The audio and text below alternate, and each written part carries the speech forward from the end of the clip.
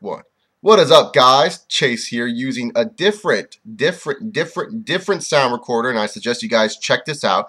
Go to audacity.com and download Audacity. This sound recorder is awesome. You can put auto-tune sound effects to your voice. You can convert it to an MP3 player. You know, this I just think is a really good sound system. I think many of you will like it, so definitely check it out. And you guys are wondering, maybe seeing how long this video is. What is this? Well, this is going to be a new theme going on my channel. Just like the live Q&As on the Google Hangouts, I'll be doing wrestling roundtables and with probably the max of 4 and 5 people in a Skype call, and we will discuss professional wrestling, our opinions, and debate a little bit about it. Today, my guest, you will be a mainstay on this one on this series. As long as he's available, he's definitely a mainstay. No one will replace this guest. He doesn't really have a YouTube. He's more of a blogger. Definitely check out his writing. He's a sports writer. He also tweets about wrestling. This is the John Report Sports writer, Allen. Allen, how are you doing? Very well, very well. Very good to hear. And we're here just to talk about professional wrestling. Just have a nice discussion about professional wrestling. And Allen, what do you want to talk about first in professional wrestling right now? It's crazy. Well, both pay-per-views from WWE and TNA just came passing by. We do have No Surrender coming up, and of course Night Champions, which I think both have a lot of potential to deliver, even though we kind of don't know who's Austin Aries going to feud with. But I'm excited for both pay-per-views coming up. But your call. If you want to start with TNA or WWE. Let's go into the TNA round, because TNA right now we have the Bound for Glory series finals coming up. It's definitely interesting to see what we're doing. Aces and Eights actually revealed one member who no one knew who the fuck it was. And I was asking myself, who the fuck is this guy? I don't know who he is. He was just some random white dude, and he said the pain was coming. And I kind of am now interested to see who the leader really is, because I'm leaning towards my fave right now, Bobby Roode, maybe being the leader. And I know a lot of people are saying Jeff Jarrett may be the leader, but I don't know. I don't think this is something Jeff Jarrett would actually do. And if they are going to do it, Jeff Jarrett and Austin Aries feud, oh, hell no. I don't want to watch that shit. But I just feel like Bobby Roode could be behind it, and this could lead to a James Storm Bobby Roode grudge match at Bound for Glory, and then Austin Aries facing off against either a Joe or a Hardy for the world title, and then Steen with a team of TNA originals facing off against members of the Aces and Eights in like some crazy lethal lockdown type of match that I think they might put on. That's what I see, what they might be doing. I think because Roode wasn't even on Thursday night. He wasn't around. He wasn't defending, TNA. Exactly. He can't get a title shot because Aries still has the title, so maybe he'll use Ace and Eight as, his way.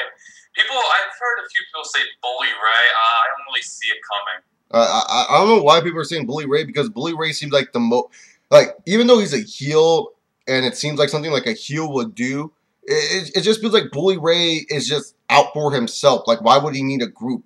I mean, Bully Ray always acts like the biggest tough guy there is. Why would he need a group to, control? Like, I don't see that. I don't really see Bully Ray being behind the whole Aces and Eights saga. I just really think that it is, either Robert Roode, Jeff Jarrett, or hell, what if it's a plot twist and it's fucking Hogan? Hogan playing all this. Dude, based on Thursday, but Hogan's grunting like a freaking shepherd. Oh, it better not. Like, that was so awful. Like, you just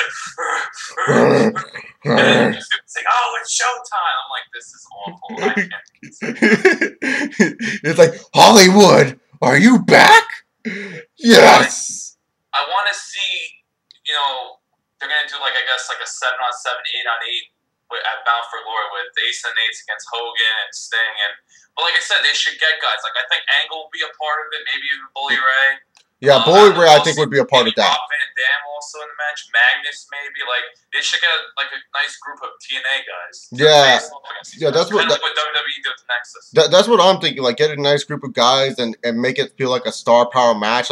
Have that be, have this, have that 8-on-8 tag match like you were talking about with the Aces and Eights and 8 TNA guys that are interesting. Have Roode versus Hardy or Joe or whoever they have winning the Bound for Glory series, and I think your main event, Aries versus Hardy or Joe, and then have your main event be Roode versus Storm and a I Quit match or a grudge hardcore match, non-sanctioned or something where they just beat the living shit out of each other. Because to me, Rude and Storm is the main play feud in TNA. A lot of people may not agree with that and might say like, oh, we don't want them to do what they're doing with the WWE title and have someone else main event. But sometimes the TNA title, it has to take a back seat to a feud such as the level of Rude and Storm. I mean, this feud has been going on for a year, and a lot of people are interested still in this feud. So I say, you know, give the ball to Rude and Storm, have the main event in a grudge match, have Aries defend his belt in a great match, and then have this 8-on-8 tag. You can still get the X Division Championship match. Hell, maybe bring an Ultimate X into it if you want to. I don't know if they want to, but use an Ultimate X style matchup. Who knows? But to be honest, I just feel that TNA has all the right cards right now to put on a really good Bound for Glory show. I really do feel a good Bound for Glory show coming. I just hope it happens. I totally, because think about, you know, Storm and Rude, they had the whole beer money thing for years. Like, there's so much animosity between, so much history.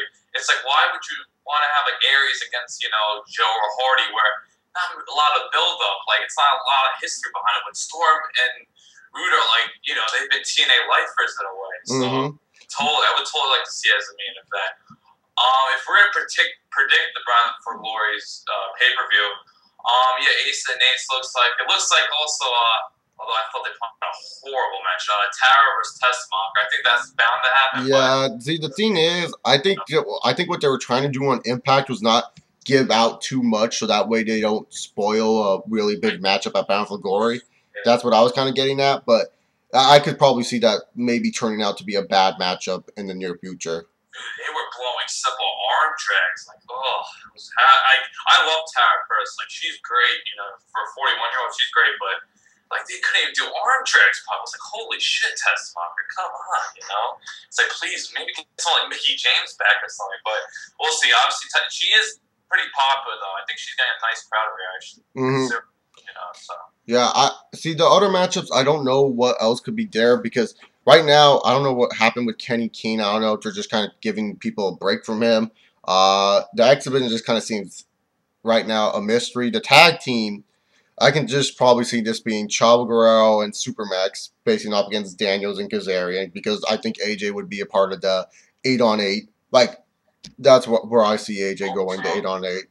And then Bully Ray, and then Hardy or Joe would fill out the last spot, one of the last remaining spots if they're not facing Aries. I think, you know, I really hope, I don't want to see another Daniel Styles match, you know. I really hope they just get away from that. And, you know, maybe give the tag house legitimacy, kind of like what the WWE is doing in a way. Yeah. Yeah, and who do you think's going to end up as the Final Four? Because Bound for Glory series, like, you know, the whole system is about to end soon. Like, who do you think's going to end up as the top four? There's like 6 names we can consider right now. The Final Four for me will be Samoa Joe, Jeff Hardy, Ken Anderson, and RVD. And the only reason why is because Jeff Hardy and Ken Anderson, they can always put on a good match. So I think they will face off first. They always know how to work well with each other. They always put on really good matchups. So I think that will be it. And then Joe versus RVD. We've seen it a couple of times on Impact, but never in a really big style pay-per-view matchup. So I think that would be a really good pay-per-view match for Samoa Joe to face in. So, Ace, hold up. I think not to blow up your spot, but Anderson is out of the running. Actually, like he can't fight anymore. Like he can't. So Anderson's done. Like no. Oh fuck! You know that ruins my thing. Just want to let you know. I'll give you names still that can do. I guess Bully Ray then for Jeff Hardy. I guess Bully Ray then. Jeff Hardy, Bully Ray, Kurt Angle, Styles, RVD, Joe, Storm. Those are like the guys that are still available. Daniels is out, Max is out, and that's about it. For me, I think Storm's a definite. Joe has 2 more matches, so I assume Joe will make it. I'd love to see Angle and Bully Ray be the last 2. I don't want to see RVD. Look, I always loved RVD back in the day. That match with Cena at ECW is one of my favorites, but he just doesn't bring much. I don't think RVD cares anymore. He just gained weight, and he's like, I'm here for the money. And he botched that spot with Styles. Horrible, by the way. You see that triple threat match? Yeah, that was... that. I seriously think Robbie E, as much as I used to just despise this booker, he's been entertaining me on TNA now. I don't mind Robbie E. You know, it's just outdated, the gimmick, but yeah, the gimmick's outdated. I mean, I think if he was in that 8 tag match and he did some funny fucking spots, I think people would appreciate him more. Like, he could be a goofy face, right? Yeah, he could. Oh, I know you're not happy about saying Gunner. Oh, why was Gunner? Did Gunner even do shit with Aces and Eights? No, get him off this TV. He does not belong. And him and Garrett Bischoff should be the opening match for Bound for Glory. Loser leaves TNA. That's what happens. That's the matchup. Dude, there was a meme. It says TNA stars are ranked ... and Gunner. Like, oh, speaking of Gunner, oh my God, I think that was the worst gut check contestant I think we've ever seen. Oh my goodness, I think Gunner made him look bad, to be honest. But no, that guy was really bad. He literally just looked out of place out there. You know, he didn't look anything spectacular to me. He just kind of looked like a random fat dude trying to wrestle. That's my. I mean, he had a good video package. That's about it.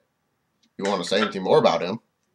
He missed spots. He was just a mess in there. And then Taz was trying to cover up. You can't hesitate, kid. You can't hesitate. Like, dude, he just spots. What are you talking about? But honestly, Taz, you know, he has to cover it up. But and then I hope that kid doesn't get signed or whatever. Didn't Taz say, he was like, this kid showed a lot of heart out there, and I think he could make it. I really do. And I'm like, what? Are you stupid, that's what Bruce Pritchard obviously signed.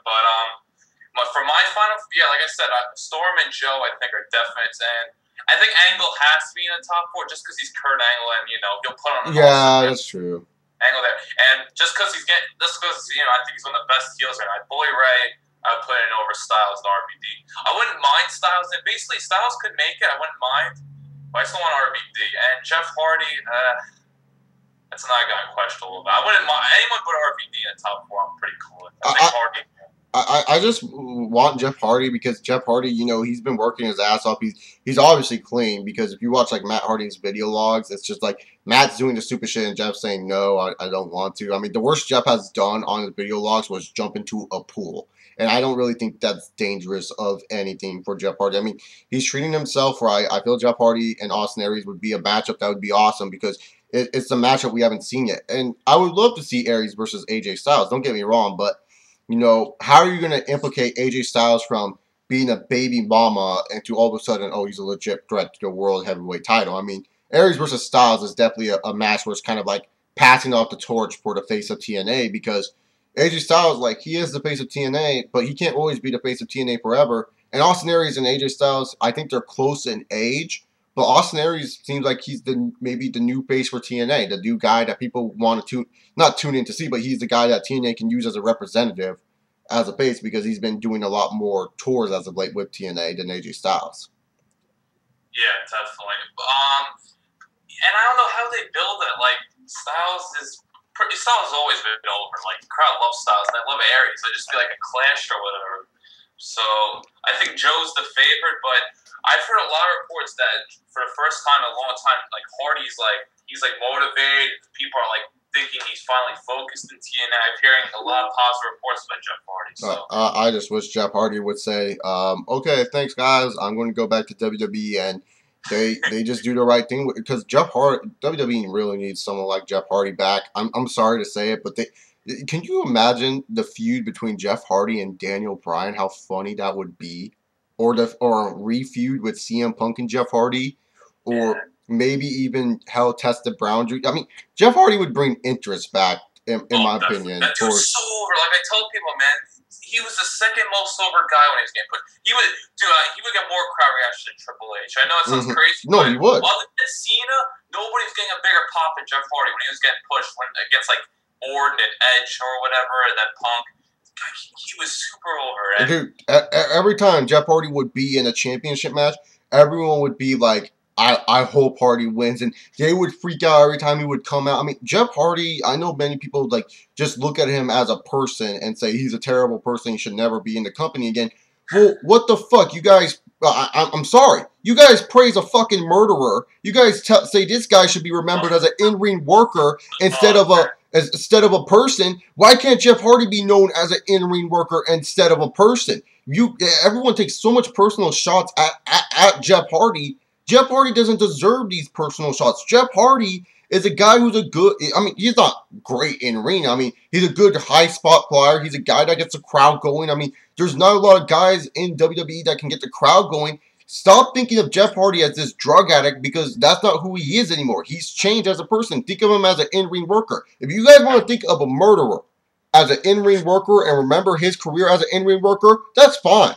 But don't bring that shit up where we have to judge Jeff Hardy on a different level than this guy, because Benoit should be judged much harder than Jeff fucking Hardy. That's just my personal preference and opinion. I try to avoid talking about Benoit, but no, like I was mad about Hardy, but after a year, I just give it up. You know, like the incident with Sting happened, and I was pissed. But after a year, and I see how focused, I'm like, you know, whatever. Jeff Hardy screwed up a lot, but look, he's entertaining to watch. I don't care for his mic work. The whole creature thing is kind of stupid. It's kind of like a rip-off of... I feel like it's a rip-off of Brian Kendrick's The Creature things that he's doing. Because Brian Kendrick would kind of call people weird names.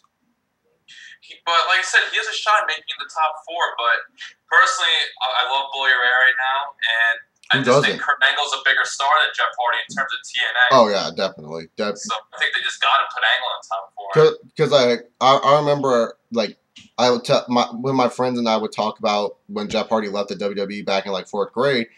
One of my friends told me Jeff Hardy died, and I was like, "What?" And I'm like, "Is he really dead?" Like, I didn't know he died, and all this other shit. Like, I couldn't believe it. But then I realized afterwards when I saw him in TNA in 05, 04, I was like, "He's not dead. What the hell are they talking about? I see him right here. He's on my TV screen, facing Jeff Jarrett in a cage match." That was an awesome matchup. Definitely check that out if you guys haven't seen that. See, that was one of the first ever times they did a cage match for TNA. Even though they like to say the first cage match was something, well, 6 Sides of Steel. That was like one of the first ever 6 Sides of Steel cage matches. Now, do you want to, like, for TNA, do you want to talk about, like, guys we want fired or guys we want to jump to WWE or guys... Oh, yeah. Let's talk about guys we want to fire from TNA and guys that we want to see jump to WWE. So, choose 5 guys currently on the Impact Wrestling roster that you want to fire, Alan, because I already got my 5 guys. These 5 guys need to go. One, always been Crimson. I know he's an OVW right now, thank God, but... He is? He got demoted, I heard. Yes! He's off television. Yes! Happy. Yes! I was like, all right, you know, I don't have to see fucking Samoa Joe jobbing to him. That was painful. Oh, my God. Or Matt Morgan jobbing to him. Oh, God. Next, Garrett Bischoff. The guy hasn't found his ring gear in a year, and it's just like there was a feud. Remember back like 2011 when he fought, I think it was Gunner, and like he has personal animosity. Like when you have like a personal feud, like really heated, you're supposed to start off a match by brawling. You know what he does? He does arm drags and drop kicks. And Gunner is terrible, so I didn't care about that feud. Like you saw with like CM Punk and Jericho. When they started that match at Mania, it was brawl. Yeah, they were brawling to start it off. Yeah.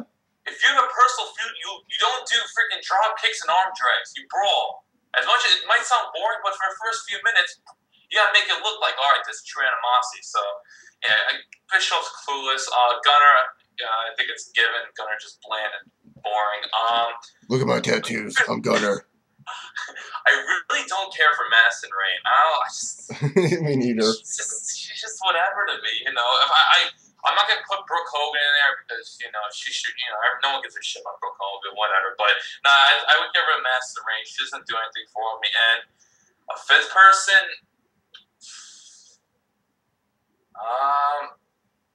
honestly, I don't really care for Kid Cash anymore. He's old, man. Like. He only got signed to the WWE because he did a flip at ECW One Night Stand 05. That's why they signed him. Like, why does he get Cash like on the mic? He just bores me. I'm just like, this guy tries to. He gets like X-Pac heat. Like when he talks, just people boo. It's like he's not impressive or anything. It's just like, shut up already, you know. Just like Gunner, he gets the Gunner sucks chances. It's not because he's a good heel, people. It's because he sucks. There's nothing great about it. Like there's only justice, right? They were just saying. I was so happy. Like during that whole match, I was like, yes, Gunner sucks. All right, so for my 5 that I would fire, you know, to be honest, besides from a superstar standpoint, I'm also going to go fire a commentator here. I'm going to fire Mike Tenay's dumbass. This guy is so boring. He doesn't mesh with Taz well. I mean, Taz is all right. I think he says some loony things, but that's what makes it funny. I put JB instead of Mike Tenay. Then I would probably fire, like you said, Madison Rain. There's nothing interesting in her. She's not really super hot. I mean, to be honest, she's not super hot at all. To be honest, who else do they have? I would fire King Mo because I don't even think he's debuted yet, and nor am I excited to see my boy King Mo try to attempt professional wrestling. I would also fire who else are there? Like Garrett Bischoff? Like he's not even on TV. I have the fear that they're gonna give him the TV title and start a feud with Devon. I hope not. I really hope not. And then number one, you guys know it's Gunner. Gunner is just uninteresting. I don't know why there's Gunner fans. I mean, I understand where there's people that like lower card guys on WWE, like Kurt Hawkins and Tyler Rex and all those other guys. Those guys have potential. But how can you like Gunner? There's nothing interesting. All he has is cool tattoos. He's like, to me, he's like a pathetic looking version of Edge and Christian if they had a baby. That's what he looks like to me. Don't you dare compare it to the ENC. No, he looks like them, like a pathetic version of them. Like, he just looks so pathetic. It's just like, can you just get out of the ring? And I mean, I can totally see myself walking into like a Burger King and Gunner taking my order. I don't see him as a professional wrestler. I can be like, can I get a Whopper? And he'll be like, okay, that's like $5.49 with tax. And I was like, all right, thanks, Gunner. Love you, man. You suck. And then walk away. I bet you he would suck at that, too. I just don't like Gunner. And Gunner always tries to act all badass, saying, oh, you guys don't know what it's like, blah, blah, blah. I'm a star. You're not a star, dude. If you were a star, you would be world champion. You would be featured on every TNA poster. I have not seen a TNA poster with your dumb face on it. You're not a star. I agree, totally. Murphy was better than this. It's freaking Gunner. Fuck Gunner. I'm done with Gunner. Like, I can make a whole video of why Gunner sucks. I can make 800 reasons. Like, if you guys want to know who can't wrestle, it's Gunner. Gunner's the worst wrestler on the face of this earth. I don't even think he was ranked on the PWI 500. That's how bad he is. And almost anyone that's on TV gets ranked on the PWI 500. Fuck Gunner. Anyways, we're going to talk about 3 guys that we would actually want to bring to WWE because we think they could actually do shit there. Now, my first two picks are guys I should have gone at least 2 or 3 years ago. Bobby Roode. I think a few people on the shoot interviews always say, "Why is Bobby Roode not?" I think Road Dogg and Billy Gunn have said it. I think yeah, people say that all the time. Shane Helms has said it. Dude, and Bobby Roode deserves it. Like, this guy is just the man. He's my favorite heel right now. I know Bully Ray's also awesome, but like, what heel in the WWE compares to Bobby Roode right now? Like, this guy gets super heat. He's great facial expression, great dramatic. I love Bobby Roode. I like to see him. My favorite wrestler today, I always said, was Samoa Joe. I love to see Joe. I was just watching a few old school Joe matches today, and I'll talk about that later. He's just the man. Definitely back in the day. I don't know if the issue is, WWE likes their muscle guys, and like I said, I think what's always hurt Joe is his weight, even though he still moves well compared to how heavy he is. I think he would be fine in WWE. He would be different from most of the other guys that they have. Dude, a lot better than freaking Tensai, Oh yeah, definitely. I mean, I love Albert, but dude, there's comes a point in your life where you know you can't work the WWE style anymore because Tensai, the thing is, he's been working in Japan, and people don't realize, like, oh, WWE buries all these indie guys. Oh, WWE's burying all these people that have talent. They're not burying them. It's because they don't know how to work the style right now. Their styles are not communicating to how the WWE needs them to wrestle to. It's not because they don't like them. It's just because it's how they wrestle. I mean, in Mexico, Alberto Del Rio said the hardest scene was from switching to the left side of style wrestling to the right side because that's what you do in Mexico. You wrestle on the left side. And in Japan, for all these Japanese wrestlers, they don't understand the Japanese crowds. These guys are silent throughout most of the fucking matches. They just sit there. They just sit there, and every time a big thing happens, they go crazy. It's not like the U.S. crowd that go, woo! Like every 5 fucking minutes, something exciting is going to happen. The U.S. crowds are different than the Japanese-style crowds. That's the thing people don't understand.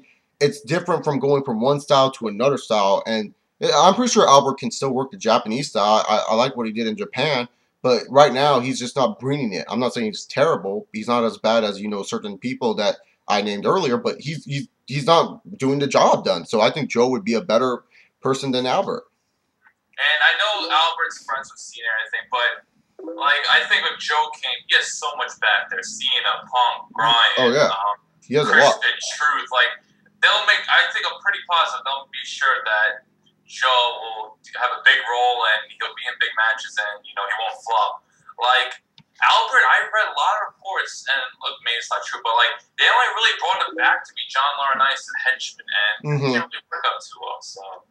Anyway, and my third guy, probably be Aries, but definitely have to see him another year or two in TNA. I want to see him develop a little more. I was very happy though because I've always been a bit of a critic about Aries not selling enough. I thought he did a great job of selling on Thursday to beat them. Also selling in the championship match when he did that suicide dive and then he hit the title belt. I thought he was literally dead. I thought he got a concussion. I was like, shit. Like some of his X Division matches and his match with Joe at Slammiversary, like his sign he would get up too quick, but that's just a little small critic. And like, I know I have a few friends that always rip on TNA. They always say, "Oh, Aries is a carbon copy of Punk."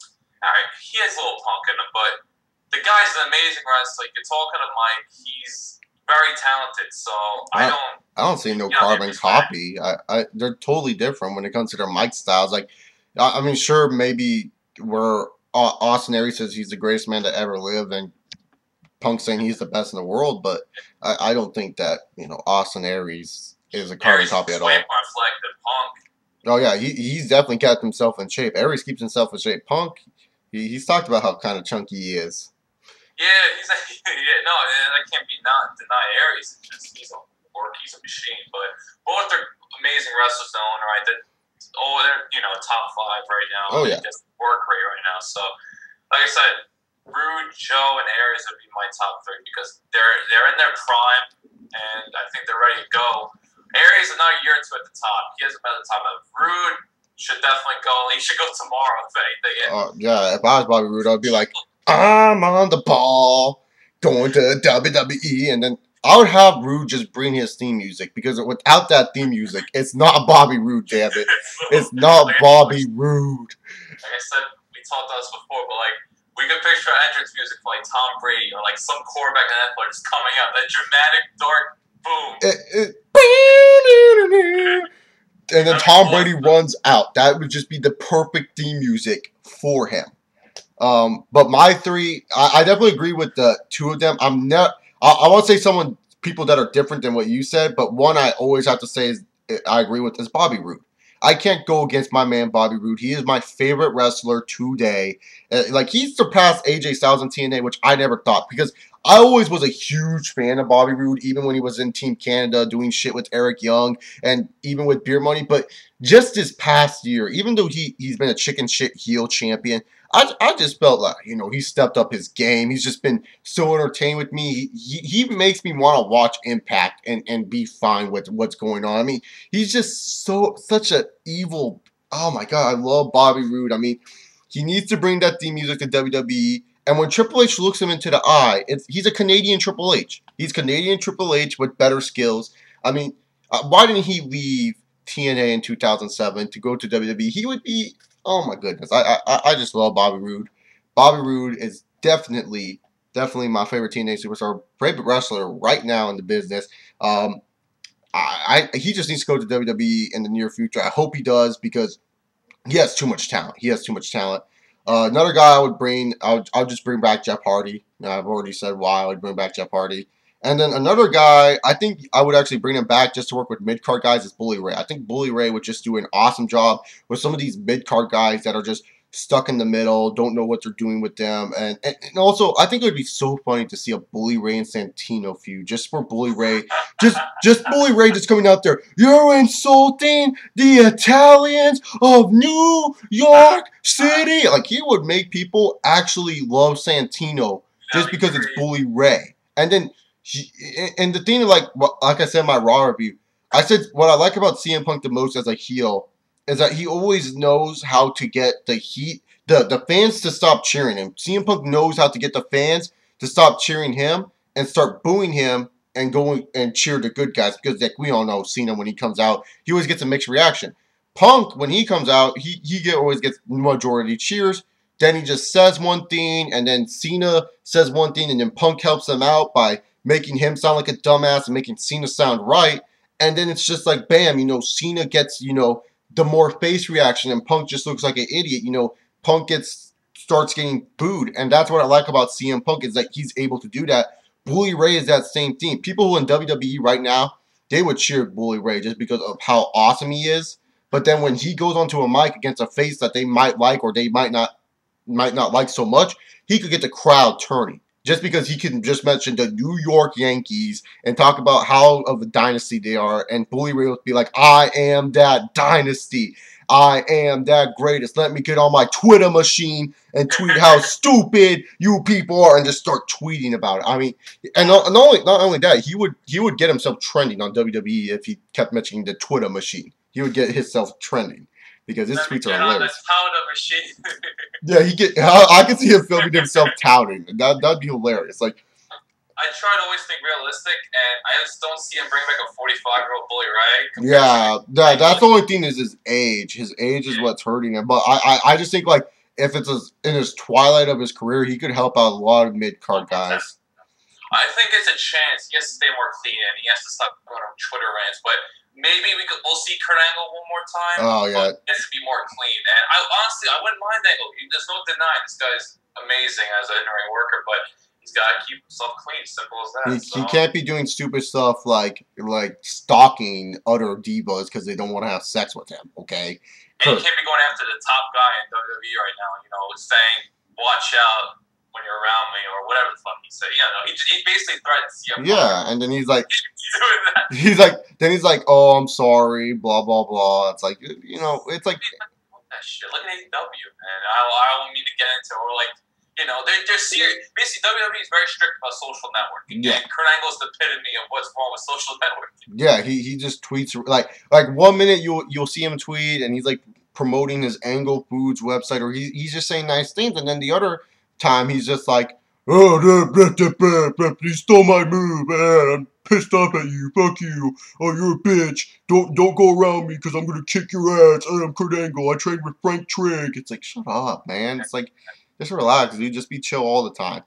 See, if any superstar uses their Twitter best, it's either Bobby Roode or John Cena, because they always stay in character. That's what I like. They always stay in character with their tweets. They never go out of character. And for rare times he does it, Daniel Bryan's pretty great. For rare times, he doesn't do it a lot. Big Show, he goes out of fucking character. Oh my goodness. It's like, when you read these tweets, you just say, wow, do you realize you're supposed to try to stay in character? He's like tweeting, I forgot who he tweeted, JBL and Bully Ray and something about that, like about them drinking one time. He's like, good times. And I'm like, wow, you stupid idiot. Mark Henry does a good job with this Twitter, I think. Oh, I love Mark Henry. Dude, I miss Mark Henry. For everyone that shits on Mark Henry's in-ring work, man, I don't care. He's a boss. I always care about in-ring work, but like Henry's just a man. Like, as a heel, I don't want to see him as a see, like he's that one guy where, like, certain wrestlers, they can get over with their theme musics too. Like I say, Bobby Roode, he needs to have that theme to really be effective. JBL as a heel, when you heard that ding ding ding ding ding ding ding, you would get pissed off when you would hear that. And then the Cowboys, and then Mark Henry, when he comes out, sometimes wrestlers need to change their theme music, but certain themes just get you going. And when you hear whoa, hey, and then you just see Mark Henry's like big old body, and it says Hall of Pain on the back, and then later on it's just him walking down, and you're hearing like, somebody gonna get their ass kicked, some gonna get their whistler, and then it's just like, beat 'em up, and it's just like, damn, dude, you're afraid of that, We'll get into WWE soon, but I think a little bit more with TNA. But then we always want to do like a top 5 who we like to see in TNA. Top 5 guys that you would bring over from WWE to TNA, or even ROH for that matter. Or independent. Number 1, I really want to see Evan Bourne. I think Evan Bourne's really dumped at WWE. I don't think they see anything in him.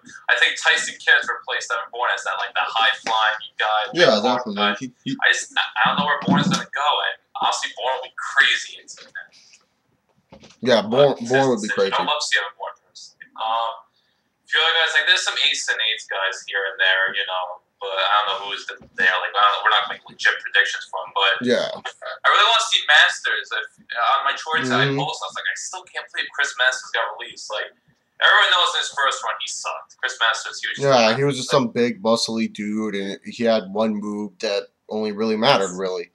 But I don't watch Superstars a lot, but, like, I'm a huge Drew McIntyre fan. I know nobody really cares for Drew McIntyre, but I like McIntyre a lot. And I would watch his matches with Masters, and he'd be shockingly really good. Like, I really enjoyed them. And a lot of people like Masters. You know, I think Punk said, actually in a promo, that Masters didn't deserve to get canned, so... And he's been petitioning. Didn't he say that to Johnny Ace Nice? Did you call Chris Masters when you said you were going to release him? Did you fight? He's a lovable guy, Masters. Yeah, I like Masters. I would like to see him there too. A few more guys. It's weird. There's not a lot of guys out there. Just for the sake, I think he's very entertaining on Twitter. Carlito Colon. Yeah, Carlito would help out a lot, especially for the Latinos demographic. Yeah, I think he'd be motivated. I think he has a lot of friends in TNA too, and it'd be cool to see him back on TV. Although I'm shocked that he hasn't gone yet, which tells me I think he's waiting to go back to WWE. Yeah, I think maybe WWE might bring him back because he didn't leave on bad terms. He left on good terms. And if he would have went to TNA, what happened? Because he's been released since 2010 or whatever, and he hasn't really taken shots at the company or anything, you know. So, and like I said, he has a lot of family, Epico Primo. Obviously, there's a huge there's a huge Cologne base. Yeah, there's a lot of Colognes right now in the WWE right now. Yeah, so, but if he went to TNA, I would like it. It'd be cool. Other than a few guys, I always liked Luke Gallows. I'm a big fan of the Cole Cabana podcast, and he was hilarious on there. And I thought he really reinvented himself when he was in the Straight Society. Remember how fat he was as Festus? Yeah, Festus. He was just a joke. I couldn't take him seriously. No offense, Luke Gallows, but as Festus, it was just we already have enough. See, the thing is, you can have enough joke characters, but you can't have too much over the top joke characters, and that was Festus. Someone that rings the bell and then he gets freaked out. It was just kind of weird to me. I didn't like that at all.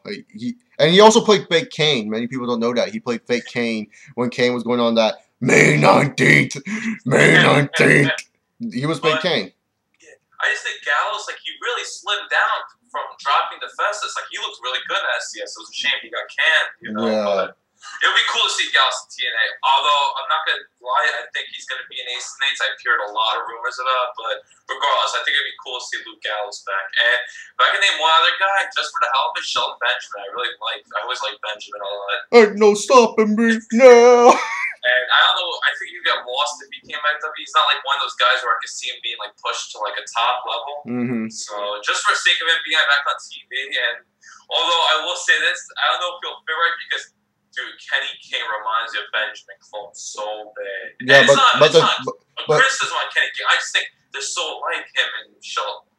The thing, Bill, about Kenny King is actually he tries hard in his matches. Shelton Benjamin's more of I'm a fat ass. Let me just lay here for 5 seconds and then we can continue.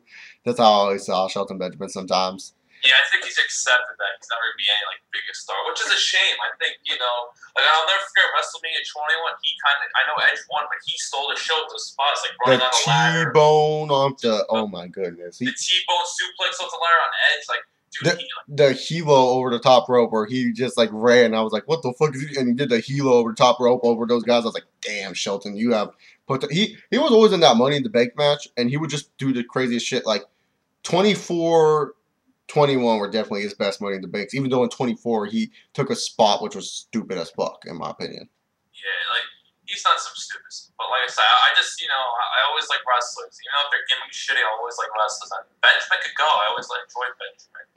So, those are my 5. How about you?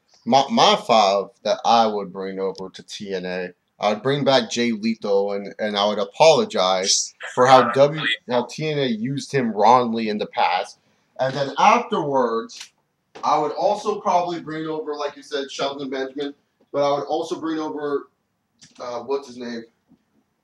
Charlie Haas with him. So that way you can bring more to tag teams. True, definitely. And then afterwards, that's three already. Another guy. Who would I really like? You know, let's go with an older schooler guy to maybe teach some of these TNA wrestlers maybe how to wrestle. Let's go with William Regal. Let's bring William Regal over and work a technical style matchup with some of these guys. I think he would do a good job with them. I think he would do, not as a top guy, but as a guy that is just there, just having a good time. I think it'd be cool, but I just think he's a WWE lifer. Like, he's doing NXT stuff. Like, I can't see him. Yeah, that's true. Maybe a Seth Rollins, because I don't want to see him in WWE. Wait, how come? Explain.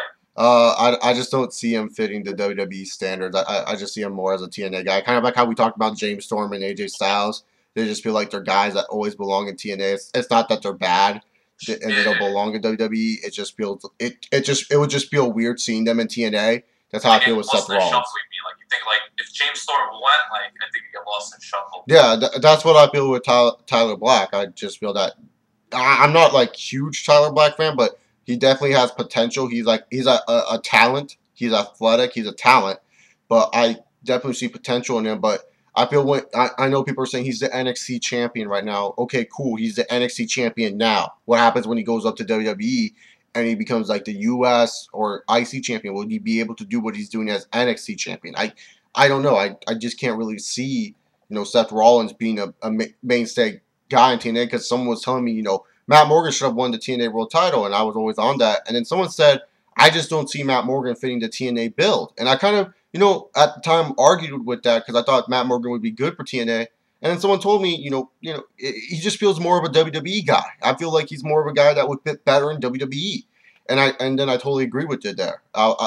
With them there. I was like, yeah, I kind of see that, what he was trying to say. At the time, I didn't agree, but now when I think about it, yeah, he's kind of more of a guy that fits the WWE mold of a superstar, and I hope he does great. And then one last guy, because he would bring interest, he would get the main event he deserves, he will be in the main event, would be Randall Keith Orton. Oh, I already told you. He just screams TNA to me. I don't know why. Right now in the WWE, if they want to focus on moving up guys to the top tier, and like the Punks, the Bryans, the Kofis, and all those other guys in the world, Randy Orton just feels like, lost in the shuffle in the WWE main event. And I feel if you move him over to TNA, there's a lot of great matchups for him to have in TNA, like with AJ Styles, and especially like right now when they're almost at the end of the peak of their careers. AJ Styles, Aries is still going at it. Douglas Williams, I think you can put on a good matchup with. Hardy, we know he can work with Hardy. James Storm would be a good matchup. Hell, even Bobby Roode and Randy Orton, I'm so there. I would fly wherever the fuck they're at, be at that live event, and say, I came to see Roode versus Orton. I don't care if it's the worst match in the world. I'll just be excited that matchup is going on. I just feel that. Yeah, I think Orton would be really cool. It's just, he's kind of like, he has lost a lot of power in WWE. Like, it's been a very injury-filled year, and I think he's going to take a long time soon to do a movie.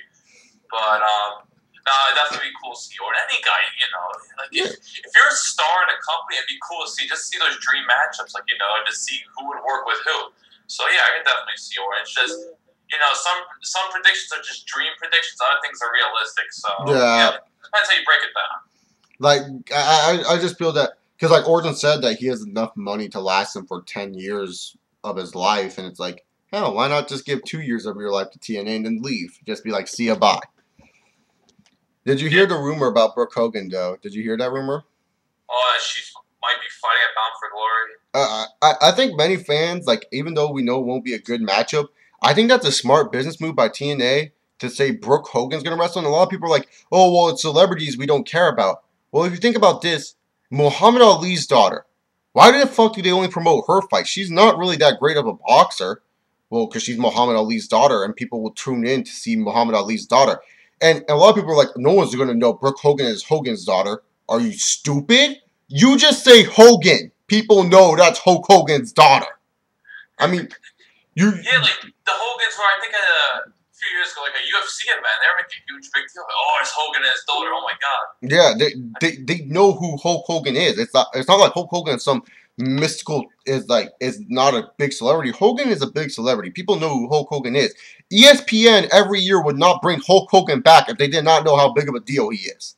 I mean, I tell people this, like, Hogan can get probably a little bit more buys for Bound for Glory. Hell, I would love to see TNA probably break a record of 100,000 buys for them. I mean, they've been stuck with the 10,000s and the 50,000 buys for a long time, and I would love to see them get 100,000 buys. But, you know, Hulk Hogan can help promote this show. I mean, he promoted Bound for Glory last year on ESPN. What makes you think he can't go on there and say, my daughter's wrestling at the event, brother, and then all this other shit, you know? He can promote that shit. So, yeah, John Mayfield for me, man, because, dude, I don't know if you know, Brooke Hogan was I think she was announcing something and, like, she fell off the stage. Yeah. Yeah.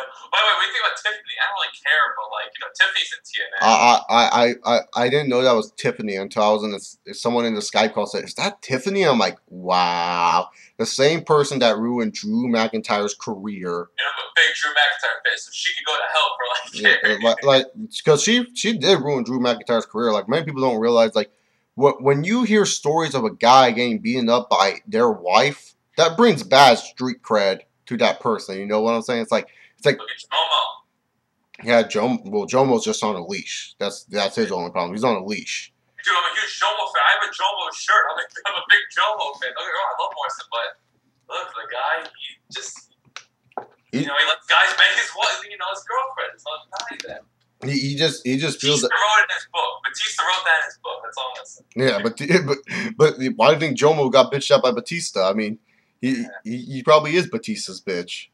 We'll give Jomo credit, though. He did get a nice push when he was on a roll at a time. Like the late 2010, early 2011, there's no denying. Like, he was main eventing pay-per-views. Like, I think it was on Extreme Rules and stuff. So, like, the guy was definitely doing something right. Like, he's not a complete F-up like McIntyre. Oh, I don't mean to sound like that, but, like, McIntyre was irrelevant. Like, he's irrelevant right now. At least Jomo, like, he was always in, like, some sort of picture. Like, he was always on a pay-per-view or something. Yeah, he was being featured a lot. So, John Morrison will be back in the WWE. I think he's just taking time off to do some yoga and whatnot and promote his yoga book. So if you're into John Morrison, go check out his yoga. I mean, he loves doing yoga. So check out his yoga, check out his website, and keep on jacking off to Melina pictures. That's all I got to say. We're going to get into WWE now because I know some people don't give a shit about TNA, although I think they should. But we'll talk about WWE. But last thing, before we get, this is my prediction for the Bound. I think there's a chance, like, if you noticed a few weeks ago, Magnus hit Samoa Joe with a chair, which is why I think there's a realistic chance that could be like a Hardy Aries match, and maybe I'll do a singles match between Joe and Magnus, which I'm not crazy about. Yeah, I'm not crazy about that, but it would definitely. Max has improved. It definitely would be a good matchup for Magnus and a good feud for Magnus to have under his belt. A feud against Samoa Joe for TNA, yeah, up on that. I agree with that. Because why would they do that chair shot? Like, I don't know. Like, is that it? So, it's a possibility, But then again, where Joe's getting pushed, he could possibly be in one of those really high-profile matches in BFG. But maybe Magnus just did that because he was frustrated or something. Who knows? It could happen. I'm excited for the BF. Or even no surrender. I think we're gonna have high-quality matchups compared to last year. What was it? It was like Bully Ray versus Robert Roode, and then James. I think Gunner was in the top 4. I swear to God. Yeah, he fought Bobby Roode. No, I think he fought James. No, because James Storm fought Bully Ray and lost, and then Bobby Roode fought Gunner, and you don't know how happy I was when Gunner tapped the fuck out. I was like, good. This is why I watched TNA at that point. They were pushing Gunner, they were pushing Crimson. I was just like, why would they just waste my time? WWE was on a roll with the whole CM Punk thing. It's like, thank God TNA is pushing, the right guys right now. Yeah, thank God that it's something refreshing and different than instead of the same main event that we know we're going to get for Night of Champions. Yeah, true. Yeah. Let's get into WWE because I know most people actually care about WWE. I have subscribers who care about TNA. Like, for the first time in a long time, I enjoyed Raw. I enjoyed the ending of Raw. The last hour of Raw, the first couple hours of Raw were just blanks for me. They were just kind of like, besides the Shawn Michaels promo, which I did like. I know many people. I know I'm gonna get some heat first, but honestly, I am not really giving a shit about Shawn Michaels promo. No, you won't get heat for it because a lot of people didn't enjoy it. Like, there was not a lot of, I don't know if it was meant to get a reaction, but it's just like, ever since he retired, HBK to me has been like, whatever. Yeah, it's like, alright, I respect you're really great, Saber, but it's like, it's the same old shit, We know you're babyface, but He isn't bringing up the table. Neither is Triple H, for instance. So Yeah, because like Triple H to me, he's just it's like he's always been one of my favorites. So that promo just felt like really touching, and I was like, yeah, man, that was awesome. And then afterwards, I kind of look at it back, and I'm like, well, we know he's coming back, so it's kind of stupid that I kind of cared about that promo. But it's just like I don't want to see Triple H back. In all honest opinion, like I don't hate Triple H. I'm not one of those guys that are mad at him because he's fucking stepping or that he's taking the top spot because. You know, Triple H was, even though we may not like him that much, even though internet fans may shit on him a lot, because he's done a lot for the business. He's never been a top, he's been a top guy, but he's never been a top draw. He's never been one of those guys that was like a main feature draw. And to me, it's just that Triple H, even though he's an awesome, you know, competitor, ring general, I just feel that his career is done and they just got to move on because if they do Triple H versus Brock Lesnar dose at Survivor Series, and in all honesty, I'm just saying this now, coming to the point where Survivor Series is at, the UFC is going to have a huge pay-per-view fight between GSP and Condit, I believe, at that time. How the fuck is anyone going to be interested in a Lesnar versus Triple H 2? Hold on, I'm going to do quick. Is that true? I want to do research on that. Isn't that when GSP and Condit's at? Isn't it in November? Yeah. 17th. Wow, you're right. Yeah, Survivor Series, November 18th, the day after Condit GSP. That's what I'm saying. It's like I remember one time when WWE actually had a pay-per-view before Lesnar versus Velasquez. I can't remember the pay-per-view, but it was before Lesnar versus Velasquez. I remembered.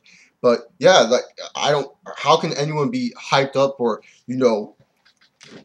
Lesnar versus Triple H 2 in a fight that you guys promoted as when a real legit fight that MMA fans and a lot of fans are excited for, the return of GSP, Carlos Condit for the undisputed welterweight championship of the world. I mean, that's a fight people want to see. And then you look at the card underneath it, it looks pretty solid. You know, that's what I'm trying to get at. It's like, how can you really promote that to a huge level at the point where the UFC is putting up a real title fight? I know a lot of people say UFC, I'm not into it. But if you are into it, there's more MMA fans right now than wrestling fans as of right now, I would say. I mean, another thing, even like if you're not the biggest UFC fan, just everyone knows George St. Pierre is a big deal. And you know, for the possibility, they just might announce straight up after that pay-per-view, GSP wins.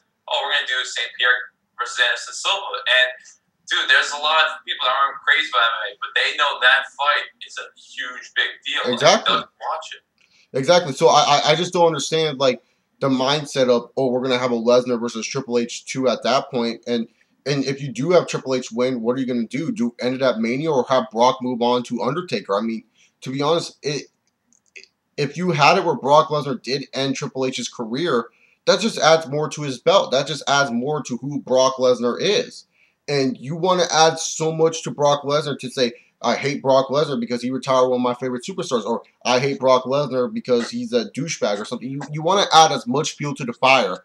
And if Triple H comes back and he beats Lesnar at Survivor Series, it hurts Lesnar. It really does. Because just imagine if Lesnar came out during WrestleMania time and then later on he's say Undertaker comes out randomly, right? Like say at Survivor Series, Undertaker comes out, to say something. And then Lesnar comes back and beats the shit out of Taker and said, you know what?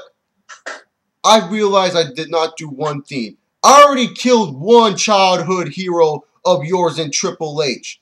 Now it's time to kill the dead man at his playground, WrestleMania, and then talk about their history, how Brock Lesnar has always defeated The Undertaker. The Undertaker has nothing on Brock Lesnar. It would add more fuel to the fire. But if you have Triple H come out there and beat Brock Lesnar at Survivor Series, how is that going to add anything to Brock Lesnar? It's not. It's going to hurt Lesnar more than help Lesnar. Yeah, that's a really good idea. I definitely did, but I got another one.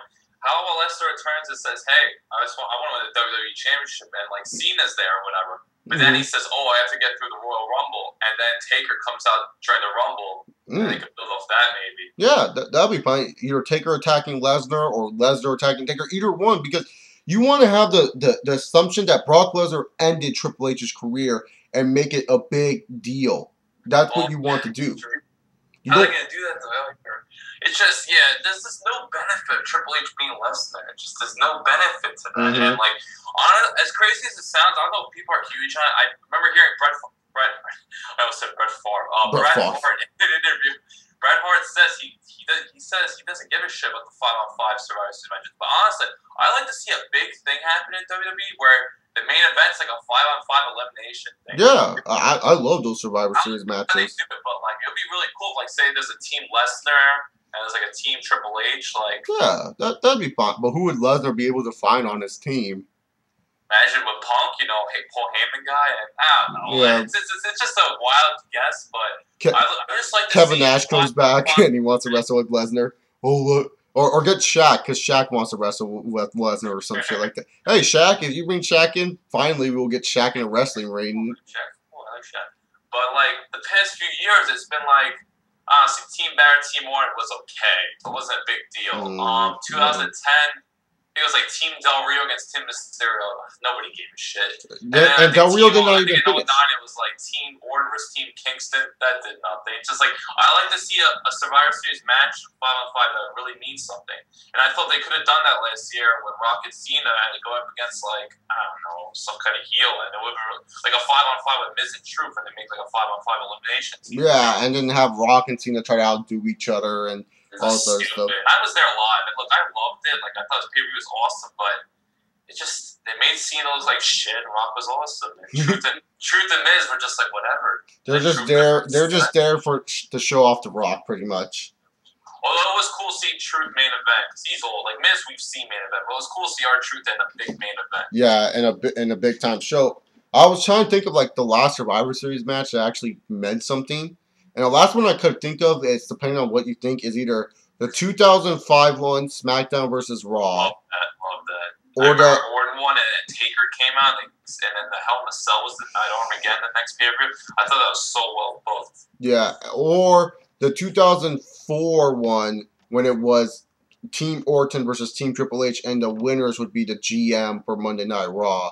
That was awesome too. Like, those were great. Like, I missed those. Or the 2003 one where it's Team Bischoff versus Team Austin, and when Team Bischoff won because Randy Orton took out Shawn Michaels. That was an awesome one too. It was actually Batista who came out and took out Michaels. One of those two. But yeah. The only reason I hated that was just because Austin left. I was like, no, Austin, you can't go.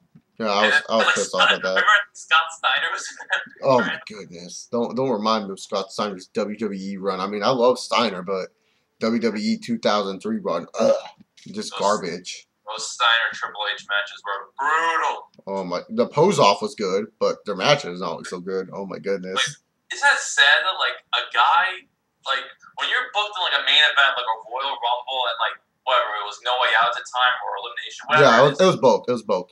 Yeah, he was main eventing, and he got totally left off that Mania. They're like, all right, Steiner, we don't give a shit. We're not main evented? Shit, I didn't realize you main evented. Here you go. Put on freaking A-Train and Big Show against Undertaker, and I think Nathan Jones was the match. They realized Nathan Jones was awful, too, so they didn't even put him on. I remember reading Eddie Guerrero's book, and he talked about Nathan Jones, and he said Nathan Jones never had any passion. That was like, wow. Even Batista, he said that he grew up, he never really watched wrestling. So, but obviously Batista had talent. Batista also grew up to be passionate about wrestling, though, because, like I said, when you work with guys like Taker, Booker, Eddie, I forgot Eddie out of all people, my bad. Eddie and all those other guys, you learn what passion really is, you know. That girl's book was great, by the way. I was reading it a few months ago, which is cool how he mentioned like Christopher Daniels, Cabal, Punk, like, because remember when Guerrero, I think he got like released. He got released because I don't know, I think DWI or something, and he was working indie scene, and like he would work with Daniels, Cabal, Punk. It was really cool seeing their names around there. Yeah, actually, I don't know if it's around YouTube anymore. There's a triple threat match on YouTube. It's like 12 minutes. It's Eddie Guerrero, Rey Mysterio, and CM Punk in a triple threat match. And I remember I found that on YouTube one time, and I was like, wow, that's awesome. Yeah. Speaking of triple threats, not to bring up TNA again, but like, you know what I was watching today, which I still think is the best TNA match of all time? Daniel Styles and Joe from 05. Unbreakable 05? Yeah, that's a... Shit, man. I was watching that today. And so much spots. So My, I my, my, want to bring up TNA again, but like I was watching that match today, and I think that and HBK, Triple H, and Benoit from 20 are my favorite triple threats of all time. I was a fan of the Unbreakable one. There was some great stuff, but my favorite TNA match will always be, especially if you watched TNA back in '02, the Six Sides of Steel, AMW versus Triple X Team Half the Disband match. That match was just everything I could have asked for a tag team match, everything I could have asked for a long, heated feud, and it was just awesome. It was I might go watch that match afterwards. It was 30 minutes of my life I would never regret. I love that match. It's one of my favorite matches of all time. I'm not gonna lie about that. It was just an awesome tag team matchup. But you know, like I said with TNA, how it's refreshing. Is there anything refreshing about CM Punk and Cena feuding again besides the fact we will get a good match out of it? Yeah, I do. I just think it's refreshing that Punk's going back as a heel, but it's just these two guys are so over and everything that they're gonna do it again. But I don't know. It's a huge clusterfuck right now because we've seen it again. These two are always on roll. That's why I think they should bring the brands back. I swear, man, getting rid of the brands was so stupid. Like Punk on SmackDown would be really cool, or even I don't think they could see on SmackDown, but like just separate them. You know what I mean? Cena on SmackDown? Never. We'll never put him on the B show. People don't want to see Cena taped. Hell Dude, no. I remember SmackDown was awesome when they had Edge, Jericho, Punk, Mysterio, Taker was working full time. Morrison, Truth, man, SmackDown was shitting on Raw. I think it was like 09 to early 2010. Don't forget, Hardy was there early 09 before he was like, another me is not what they're supposed to be. And he decided to... Raw had they had freaking the same shit. Shawn Michaels, Triple H, Cena, Orton. Yeah, it's like, to me, it's just like... Legacy. I know people are going to be like, oh, I'm excited for Cena and Punk because they always put on good matches, but it's not refreshing. It's not... It's like, to be honest, if you want me to buy a Night of Champions pay-per-view, like, okay, I'll say this. Over the Limit and Money in the Bank and somewhat No Way Out are pay-per-views I probably would have bought if there was more refreshing matchups on there. Like, Over the Limit was definitely a pay-per-view I would have bought. Because the only pay-per-views I bought this year were Mania, and I ordered a replay. I ordered a replay of Extreme Rules to watch it with a couple of buddies of mine because they wanted to see the Cena versus Lesnar matchup. I ordered the replay of that, but because there was refreshing matchups on there and feuds that were ending, but there was just no refreshing matchup into seeing Punk versus Cena again. I don't want to pay $50 to see Punk versus Cena again, and then our Divas title match will be Caitlyn versus Layla, who are two. I think Punk and Cena would main event though. Yeah, no, they would main event, but like the Divas title match, Caitlyn has some fan base, but she has nothing really too interesting about her to make me give two shits. And then Layla, she's not even the main featured diva. The main featured diva is the GM of Raw and the assistant GM of SmackDown. Yeah, and I don't mean to sound like a critic. I know you give the Divas division a lot of credit. And look, I try to like the Divas. I like people that could wrestle. Don't get me wrong. Like I could get into like a Natalya or Tamina, but like these girls, I don't know if they don't have enough time, but like that Divas Battle Royal, nobody gave a shit. Like I think they lost so many viewers. There was no crowd reaction when Caitlyn won. Like you saw Rosa Mendes and Oksana eliminating each other by catfight. Like that just shows you that they can't wrestle. It's just like, to be honest, like I know a lot of people shit on the TNA feud of, oh, you know, Madison Rain with Errol Hebner, that's stupid. At least Madison Rain, even though she's not my favorite knockout, at least they're doing something with her fucking character. It's not like they're just leaving her off TV and not letting her do shit. They're doing something. Even with ODB, even though her and Eric Young, I think, are the worst champions in professional wrestling right now. I know a lot of people say Sheamus, but I don't get why they say Sheamus. But these two fucks are the worst because they're not doing shit with their titles. They're not defending it. They're more worried about Eric Young's fucking cooking show or some shit that he does. I don't know.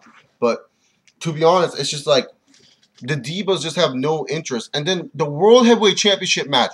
Why in the fuck do I care about Sheamus Del Rio for the 50th fucking time? The only reason why people only care about this matchup is because they know when Sheamus loses to the real maybe at Night of Champions is that Dolph Ziggler is going to come and cash in. That's the only reason why people maybe even care about the world titles, because a lot of fans want to see Dolph Ziggler cash in.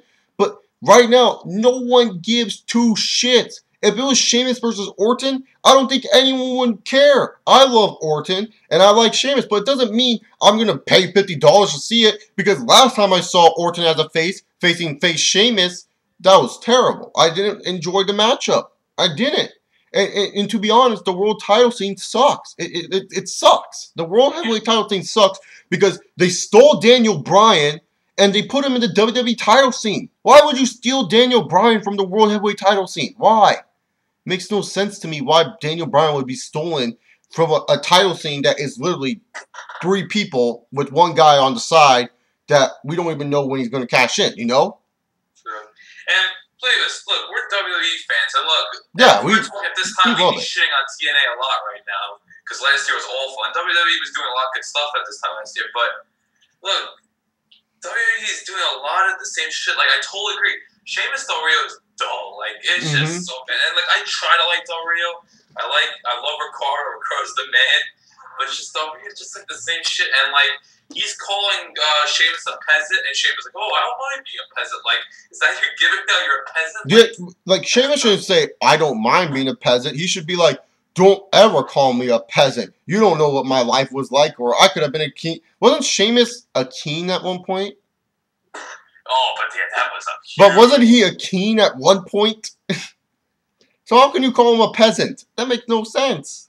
But there is hope. That's sad. It's not a loss because, look, Ziggler's going to win eventually, and I don't know if you like him, but personally, I do really like Wade Barrett, and Barrett. Oh no, I like Wade Barrett. I like Wade Barrett. I don't have anything against. I was waiting for Wade Barrett CM Punk, because I was like, if they're going to do anything else with CM Punk that does not involve John Cena, it has to be Wade Barrett. Well, not now, because I think Punk's gonna be. Well, obviously, if Punk was still fake. Like, I'll say this: if Punk was still a face, and they would have made Big Show go over on John Cena to give John Cena a little break. And then have, like, to be honest, if they would have made Big Show go over John Cena at No Way Out, and then have Big Show, kind of feud with Punk up until, like, the next time, let's say during Boston, besides Night of Champions, and then have Cena return at Boston, I think people would have loved it, and have him got revenge on the Big Show. Like, Big Show won't be WWE champion at that point. Punk would regain his title, but it would have been cool, you know what I'm saying? Like, I don't know. I just think Big Show had a chance. I know, I don't think you're a fan of it, but I think, honestly, I can't wait for the day Big Show's gone. I absolutely hate the Big Show. I've hated him ever since he left Miz Show, or Miz Show and Jerry Show was a loss. But ever since Big Show, I guess when he feuded with Swagger in 2010, he's just been a big, dull waste of time. I haven't cared for Big Show since what you said, Jerry Show was cool. I like Jerry Show. And since the ECW Championship run, and since 2004, like, to be honest, Big Show has just run his course. He's just run his, like, Vince said it best when he was talking to John Laurinaitis. You signed someone that hasn't been relevant since the 90s. And I wouldn't say that, Vince. Like, obviously Vince was just saying that, but it's kind of true. Like, Big Show has lost his luster, and then a lot of people are like, oh yeah, it's good that Daniel Bryan and Kane are feuding. It's like, do anyone take Kane seriously anymore? Because I don't. I mean, I like Kane a lot, but, like, he's also on his last legs. But hey, look, I'd rather see Kane. I would rather take Kane now than Big Show. Yeah, I definitely would rather take Monster Kane than wannabe Monster Big Show, because it's like, to me, Big Show is just so dull. Like, he's definitely a guy that will be in the Hall of Fame regardless. He's definitely a guy that has done has paid his dues and has done a lot of good things for the company. But it's just that his character is just so dull. He just isn't what he was anymore. And it's a shame that Big Show is not, like, the guy that people want to see anymore. Because before, it was like, when I saw the Big Show, I was like, damn, how can anyone stop him? Now it's like, fucking A, Big Show, you suck. It's like, even when he was the ECW champion and I knew wrestling was fake and I was going on the websites, I was like, who could stop Big Show as ECW champion? Besides Bobby Lashley, who else? Like, because Lashley was the only believable guy. Now it's like, you can put Daniel Bryan against the Big Show. Daniel Bryan's going to win this match. I know it. It's like, it's no longer fun to see the Big Show. And this is what Big Show is to me. You know, he goes, well, I basically go take a dump or take out the garbage. I think I take a piss and then I see if it's over. Big Show is the bad. When he fought a Tonga, I left it. I just left. When he fought a Tonga, I was like, how does this make sense? And he's a heel, and Tonga's was as a heel, like this makes. Sure, bro, like Ryback, and I'm not even a Ryback fan, but like it just would have made sense, you know, because Ryback's kind of getting over, even though. And especially they did that segment when the initial segment happened early in the show with 3 hours. How are people gonna remember this shit? That David Otunga pissed off AJ Lee. Yeah, like that. And by the way, I am getting really sick and tired of AJ. I don't mean to sound like some like internet guy, but like she just doesn't bring much to the table anymore. Like, I don't know. If she was still wearing her booty shorts and skipping around with that nice ass, then yeah, I'd be fine with her. But she's wearing these GM clothes. It's not even like a hot mini skirt. It's just that she just looks kind like they're using Eve Torres perfectly. They know Eve can't wrestle that great. Eve even admits herself she's not even that great of a wrestler. Oh, by the way. Dude, I used to hate Eve as a face, but honestly, I don't mind her anymore. Like, I'm not like a huge Eve Torres fan, but like, she knows her place, and she looks great. I like her. Although it does help that she's going with a Gracie, like I'm an MMA guy. But like, Eve's not like Eve's a person where I could tolerate her on television compared to like someone like Kelly Kelly, which yeah, it does help that she's dating a legendary Gracie. I was surprised when I found out Eve trained in Brazilian Jiu-Jitsu. I was like, what? That's my respect right there. I still can't believe she really can't wrestle that well, but yeah, she knows her place, and I don't mind that. Yeah, because like she knows, hey, I'm a hot piece of ass. People think I look hot. I probably am one of the top 5 hottest divas if you look at it in the WWE. And if you want to use me right, use me as a bitchy secretary that, guys would love to fuck, but not really, like she's just an eye candy, and that's good. AJ right now, she was eye candy, but they just like forced her down your throats to the point where it's just like, the only person, like the thing about a great GM is when a GM is in it with the heels and also hates the faces. Look at Eric Bischoff. He was in it with Evolution. Everyone was like, oh, Eric Bischoff just fucking gives Evolution all these fucking matches. This is fucking bullshit. Eric Bischoff, you're such a dick. And then he would get at it with all the faces. It wasn't like there was one face where she was like, oh, I'm what's it called? I don't care about that face. He was in it with all the faces. He would screw Tajiri. And it's like, that's good. That's good when you're screwing all the characters. Like, AJ, it just feels like, what is she doing? The only people she has interactions with are Daniel Bryan, Kane to some extent. I think Kane would be another guy I think would be the only one she cares about. And Punk. Those are the only people that she really has personal beef or, preference with. This is what I was finding funny. Like, imagine a segment with AJ and, like, Brock Lesnar. Like, it's just, like, she's not serious. She doesn't know where she is right now. I just honestly think putting her as a GM was a kiss of death to her, like, fame, like, with Buzz. Like, she was Buzz. Like, I didn't care for the whole romance angle with Punk Brian, but at least she wasn't, like, that bad. Like, putting her in a serious GM role is just, like, just lame. It's just a lame way to keep her on television. Yeah, exactly. They just pretty much said this. They're like, oh, well, what are we going to do with AJ after she's done with the dispute with Punk and Brian? Let's just stick her in a GM role because we don't know what to do with her afterwards. It's like, why don't you just make her cycle with all the divas? Like, I know you guys are PG, but there are PG shows on there, on TV, WWE, that do have one little peck that's okay with other women. I'm just saying. Like, it would have been cool on SmackDown, say if Eve was still assistant general manager and AJ starts, like, stalking Eve or something. You know what I'm saying? Like, that would get guys interested into it. That would have, like, lesbian women interested in it. And the guy would love a quick little peck on the cheek or the lip of Eve. Like, I just think that you could have done so much more with AJ's character where she just, like, is, like, some crazy stalker lady for every guy in the WWE instead of just, like, or women even. Like, just that she is crazy instead of a weird GM that makes weird facial expressions, look like she's having a seizure, and that she skips around every 5 seconds. And if I have to hear "Light It Up" one more fucking time, oh my, I'm sorry. That song just gets it. Like, when, like I said earlier, sometimes there's good theme music where the wrestler comes out and it works for them. AJ's, it's burned in my head, not for the good reasons. Like Bobby Roode, when it's burned in my head, and it's because it's awesome as hell to see Bobby Roode. when light it up, light it. When that plays, I just want to say, shoot me now, because I don't want to hear what you have to say. Phase reminded me of the Metallica thing with the whole Taker Triple H when they kept Fortune, like, fame. It was awful. I was like, I'm sick of this.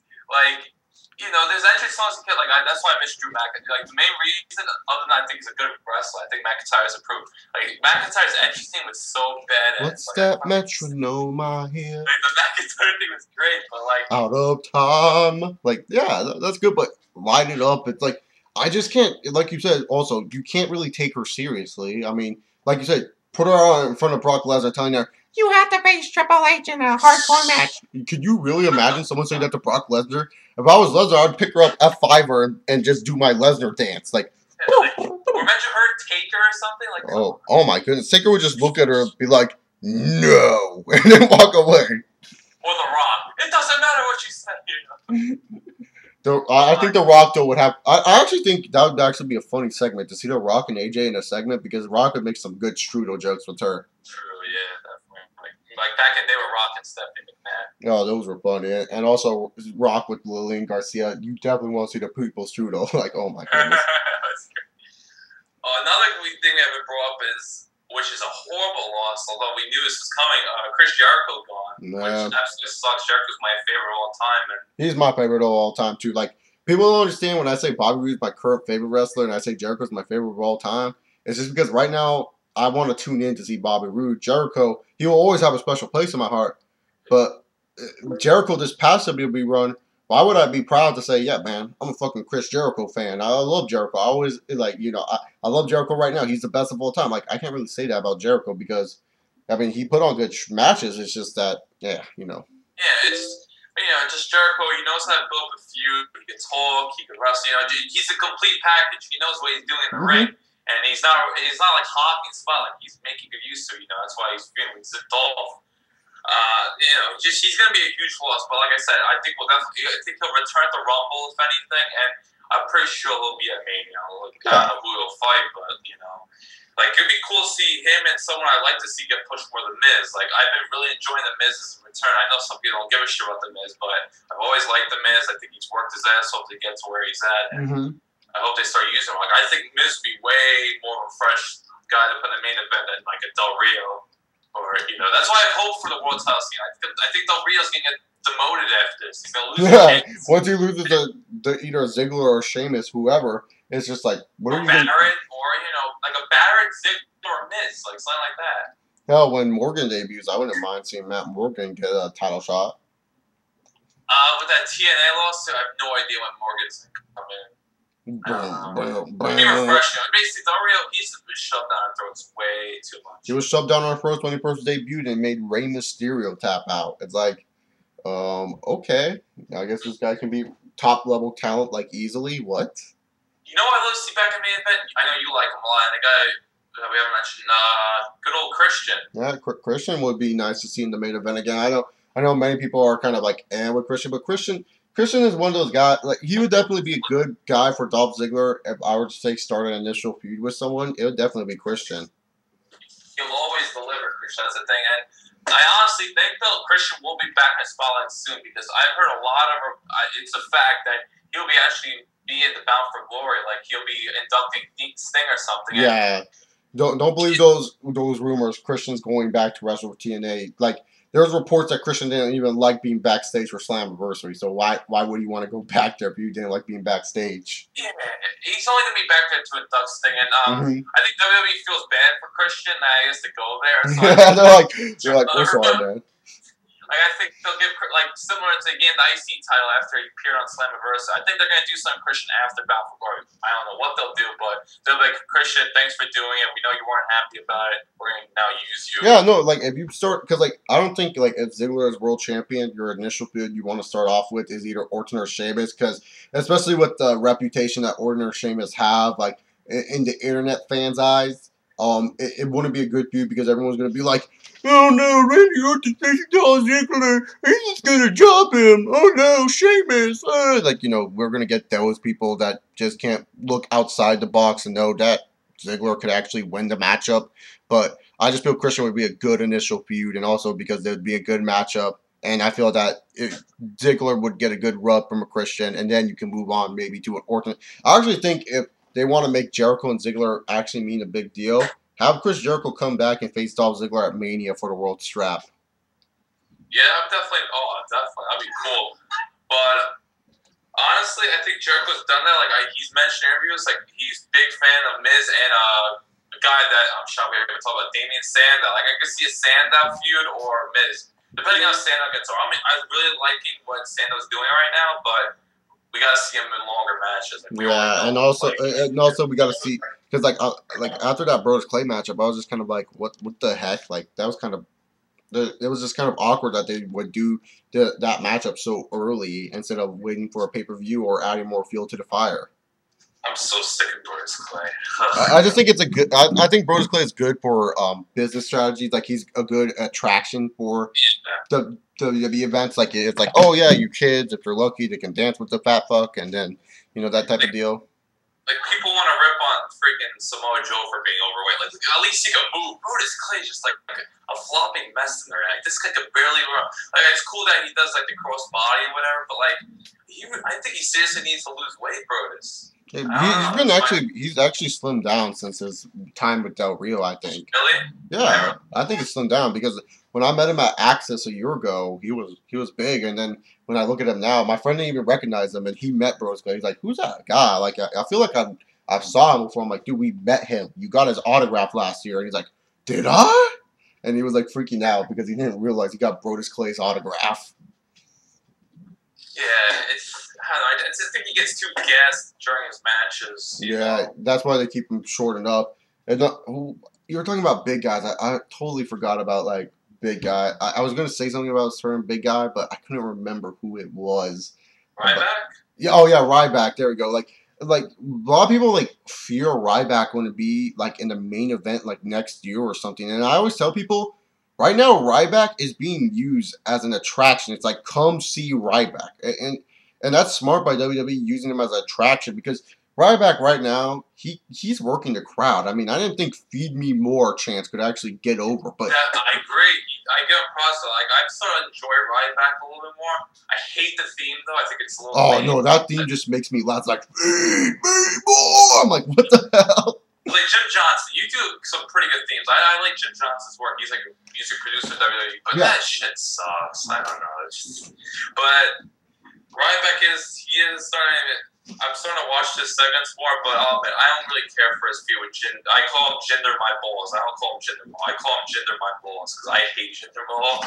And whenever I see Jinder Mahal, I want Muhammad Hassan back. It's like I think Jinder has like the potential to be something with the company. It's just that it's like what gimmick are you going to give him because you already tried this Arab blah blah blah gimmick. And it's like the Iron Sheik is like the pedestal of it, and then Muhammad Hassan was going to be like the next guy, but then all of a sudden they're like, oh no, UPN Network, even though we're fucking racist on half our fucking shows, get rid of Muhammad Hassan because it's not right. Yeah, UPN Network, you fucking hypocrites. You guys show black TV shows having those people call each other the N-word half the time. Yeah, get rid of Muhammad Hassan because you guys think it's racist. Sure. I'm just saying that was just fucked up by UPN. Yeah, I missed that. Like, WWE did like a top 50 heel list, and I agree with most of those. It was a pretty good made-up list. Like, shit, man, I really wish they put Muhammad Hassan in because he was great. Dude, when he just came in, like, I hated him. And I was just like, dude, this guy bugs me. This guy, I hate this guy. And when he was like, oh, before I leave Raw, I want to wrestle John Cena, I was like, fuck you, man. You don't deserve to face John Cena for the WWE title. And it was just kind of weird. I remember when Kenny Dykstra was facing John Cena. Ugh. Kenny Dykstra, yeah, I heard. It's been a while since I heard that name. Since he was talking all that shit. But he actually tweeted me saying that, oh, blah blah blah. You guys don't know shit. And I'm like, okay, blah blah blah. And then he called me a mark. And I'm like, actually put an S in front of that, and then you'll know what I am, dipshit. I hate when wrestlers do that. They call Kevin. I'm not getting into Kevin Nash. I think it's kind of old news, but why not call fans marks? Like, we're fans. Be happy. We're paying to see you. Yeah, exactly. Like, stupid. Like Kevin Nash. The thing about Kevin Nash, though, I'll give him props. He will always know how to get his name in anything and have fans talking about him, whether it's good or bad. And I agree with CM Punk. I agree with CM Punk. I don't agree with Kevin Nash's opinion, but like you said, it's an opinion. What are you going to say about it? I mean, CM Punk said it best say for this, me. I do not want to see the NWO fucking return, and Oh, Punk's made that clear. Dude, what are you going to do? Have Punk do all the work and Kevin Nash be on the side? Hey, man, I always believed in you, kid. Yeah, then you have Hulk. Hulk, you know, you're not going to bring back Hulk and what, Scott Hall is supposed to come out of Okay, not to sound like an asshole or anything. It's reality. Scott Hall, you know, the guy's on his last, you know, breath, you know. We saw the E60, man. Scott Hall is in awful shape. Yeah, and then X-Pac, when he even says, I thought Scott would be dead by now. Some best friend you are, man. You thought your best friend, one of your best friends that you like to call in the business, you thought he was going to be dead. Like shit, too. X-Pac looked horrible when he came back for the title draw. Dude. My friend said Road Dogg gained weight. He said Billy Gunn looks good. And then he said Triple H and Shawn Michaels still look the same since 2004. Except added a little bit more wrinkles. And he said, is that X-Pac? Is he on meth? Like, we were seriously trying to debate if X-Pac was either high, drunk, or on a different substance the whole time. We actually rewinded that segment a couple times just to see what X-Pac was doing, especially with the Trish Stratus theme. We paused it, and we were trying to debate. We were debating about what substance X-Pac was on. So we were just we were more interested in that than some of the stuff. Like, 1,000 Raw was a good Raw, but we're just saying we were kind of interested in what X-Pac was doing. But, like, to be honest, with the NWO idea, that's just, okay, if Hulk Hogan does come back, you have to do this for, I don't care if it's 5 or 10 minutes, because the crowd will be into it. Do Cena versus Hogan, and I'll be happy. As long as I get to see a Cena Hogan stare down in a 10-minute match, I don't care if it's shitty as fuck, that crowd will be hyped up. And when Cena does his shoulder shove, the power bomb, and then he goes for the 5-knuckle shuffle, I can just picture getting ready for the attitude adjustment, hits it, and then goes for the pin. Hogan kicks out, starts hulking up. The fans go batshit crazy. I'll go batshit crazy. My dad, who's in Indianapolis right now, would go batshit crazy. Hogan hits the 3 stiff punches, big boot, leg drop, 1, 2, 3, and then that would just be the most epic moment. I would just be like, that's awesome. That's a moment I will always remember when the rock bottom Hulk Hogan 1, 2 at Toronto, and then he got up. I watched that match sometimes just to watch those fans freak the fuck out when Hogan's freaking out. That is just awesome. See, that's why I understand. Why don't they do more shows in Canada? Like, that crowd was insane, and they're really biased, like, not doing live shows in Toronto. Yeah, it's just like, because, like, Toronto has become, because, like, the arena that they have to go through, it's owned by the Maple Leafs owner, and I think the Blue Jays owner, and it took a while for the UFC to get into Toronto, so it's going to be hard for WWE to go back there, and also because I believe in Toronto they don't serve beer there or some shit like that. Really? Mm-hmm. Because Toronto's like a wrestling town. Like I remember when Edge was a huge heel in 2006, but dude, they were going so crazy for Edge when he fought Cena in that epic ladder match, which is actually on Edge's DVD. I know you're not a huge Edge fan, but I've seen that on the ladder match DVD. I saw that live. That's a good match.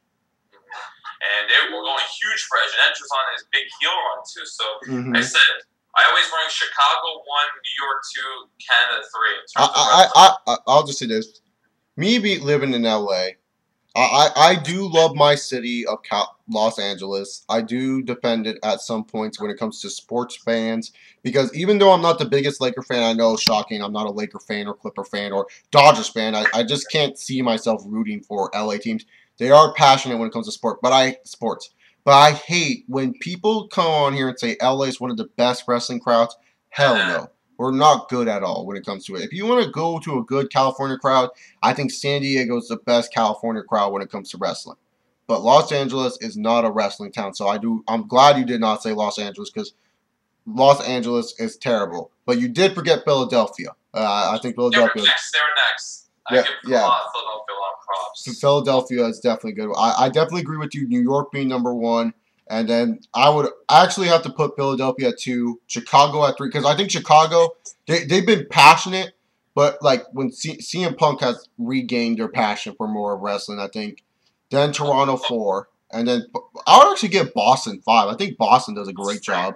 I remember for Extreme Rules, like they gave Ziggler, Cody Rhodes, like they got them huge pops. Like I don't know, it's it's your opinion, whatever. But I think Chicago's #1. Like I'll even like they gave. If you watch from the extreme, like Ziggler, I think he faced Brodus Clay. Like that dude was getting Ziggler chance. I think like they booed the shit out of Big Show when he came out against Cody. I don't know. I always really like Chicago. The only reason why I give New York #1 is no matter what arena they're at, they're always so crazy. Like the ECW arena when they would go to the Hammerstein Ballroom, that shit was crazy. And then when they go to Madison Square Garden, those are like some of the loudest crowds I always hear. Legendary. And then even when they go to Albany, New York, those fans are crazy too. Like I just feel New York's always like the best spot for wrestling, in my opinion. Like they always get it. I really think the biggest reaction I've heard this year actually came from Arizona at Money in the Bank when Doll's music hit after the world title match. It was like, yeah, they're like, ah! I was like, what the fuck, man?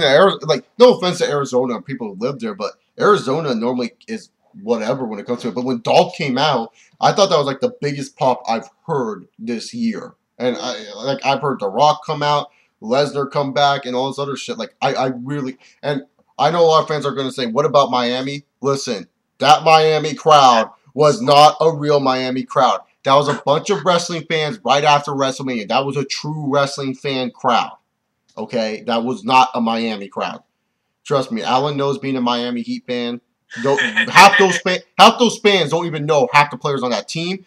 They only know LeBron, Wade, and Bosh. They don't know anyone else. They'll be like, who the hell is Mario Chalmers? Shane Battier is my new favorite player. And then they'll go on 2K and try to make Shane Battier hit all these threes and say, why isn't he hitting them? Because Shane Battier is not that good at hitting threes. What the fuck? I mean, Allen knows watching those Heat games, half those fans are not as passionate as people make them out to be, You just, I just tolerate it, whatever. It's just, I shrug them off. Like, I won't hate them, but it's like if they win, if they win the title and you're you feel like, tell me, holy shit, we won it. I'm just like, man, you weren't there in 06. Come on, you weren't there when Dwayne Wade was injured on the sideline, and I had to deal with the shit that was going on, and I was looking at our roster, I'm like, oh god, and then getting screwed. We won 16 games in 2008. We're getting the second pick. We'll go fucking take Beasley, Yeah, you guys should have gotten Rose at Chicago. It'll benefit the end, though. We got LeBron, but in terms of wrestling crowds, like. For WrestleMania 26, I thought Arizona was pretty shitty. Like, I just remember being dead a lot. Like, they were only hot for Taker and Michaels, in my opinion. We'll see for Bound for Glory. Not to bring up TNA, but it'll be in Phoenix. I'm interested to see what reaction they get from Bound for Glory. Then again, they are playing. They are in a college stadium that I've never heard about. Oh, that's a shame.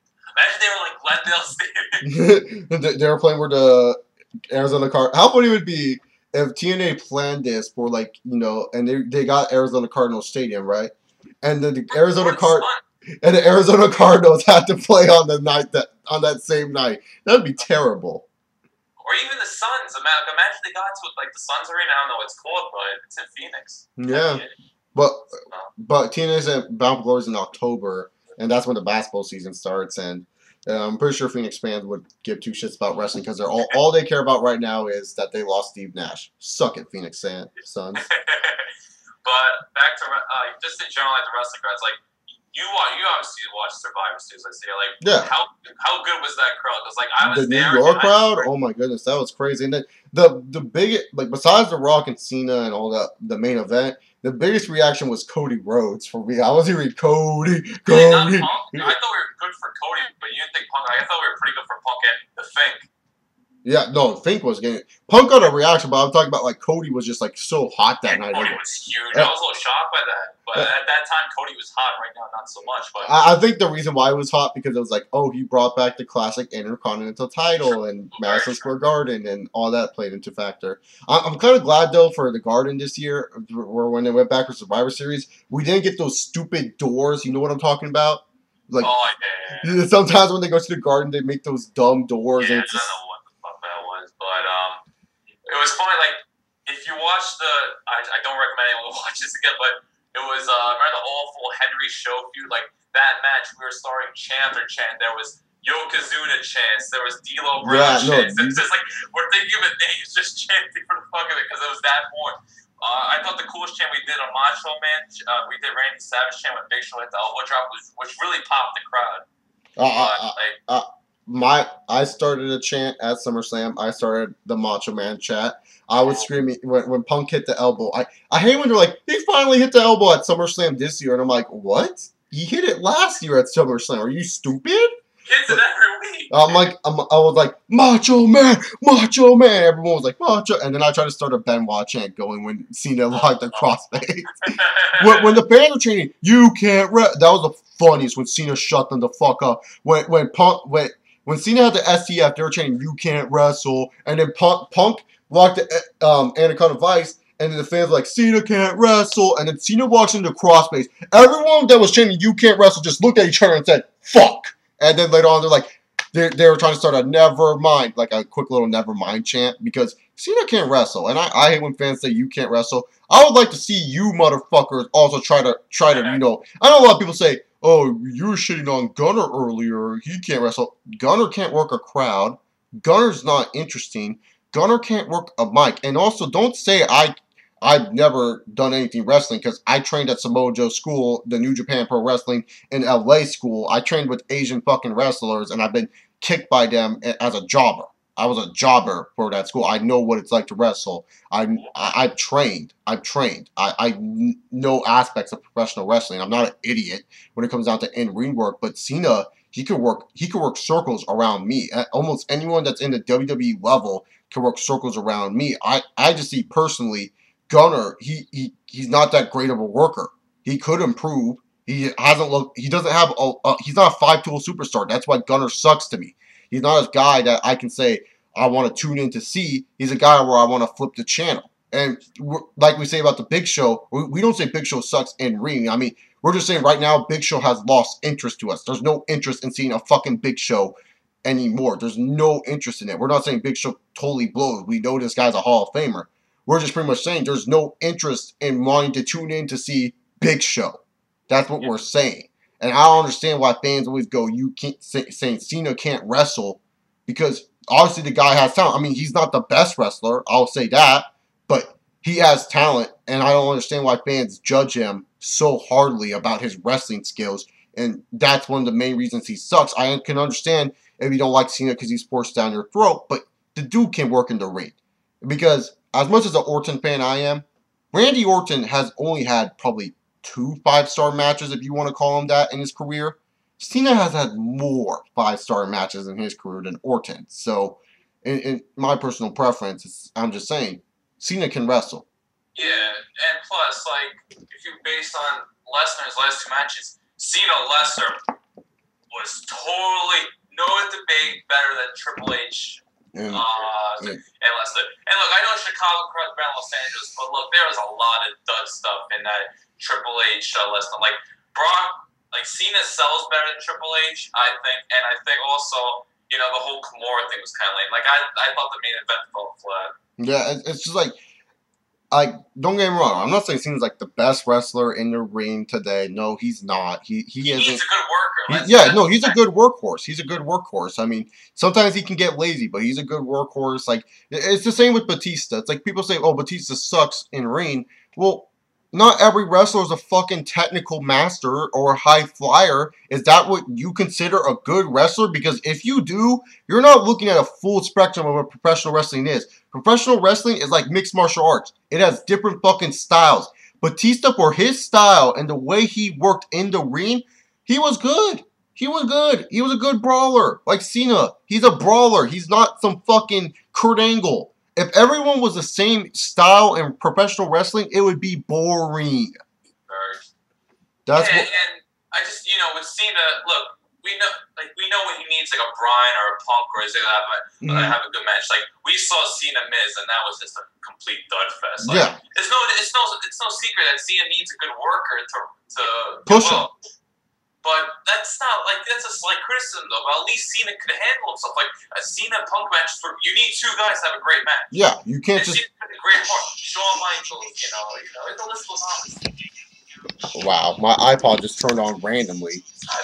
And I was like... I just, you know, look, I don't love Cena, but without a doubt in my mind, I'll always respect him. Yeah, it's like, Cena, it's like, because Punk says it best in the Peter Rosenberg radio show. And if you guys, I don't get why who are CM Punk fans. If you have to be a Punk fan. If you're a Punk fan, you can't like Cena also. Well, guess what? I'm both.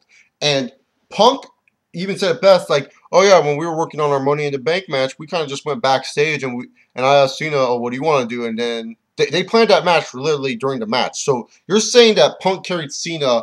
I'm pretty sure Cena was whispering spots into his ear as well. It wasn't just Punk said, I'm doing all this, you do that, you do that. No, Cena would say some stuff. I'm pretty sure Punk would probably say, nah, I might not take it. Or Cena would say, nah, I might not take it. Like, Cena and Punk, do people not realize they're best friends right now? They're homies. They're best friends.